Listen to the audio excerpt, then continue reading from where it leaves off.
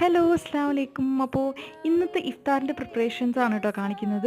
അപ്പോൾ ഇത് fruit salad ഉണ്ടാക്കാൻ വേണ്ടിയിട്ടാണ്. പിന്നെ ഞാനൊരു ചിക്കൻ കറി ഉണ്ടാക്കിയിട്ടുണ്ടായിരുന്നു. ഞാനും ഇക്കയും കുട്ടികളും മാത്രമേ ഉള്ളൂ. അപ്പോൾ അതിനനുസരിച്ച് കുറച്ചാണ് കേട്ടോ ഉണ്ടാക്കുന്നുള്ളൂ.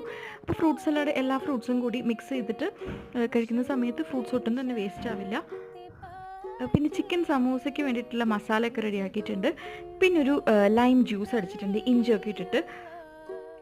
പിന്നെ ഉണ്ടാക്കിയത് തണ്ണിമത്തൻ ജ്യൂസാണ് കേട്ടോ. അപ്പോൾ തണ്ണിമത്തനും പാലും കൂടിയിട്ടാണ് അടിച്ചിട്ടുള്ളത്. ഇത് തണുപ്പിച്ച് കുടിക്കാനായിട്ട് നല്ല ടേസ്റ്റാണ് കേട്ടോ.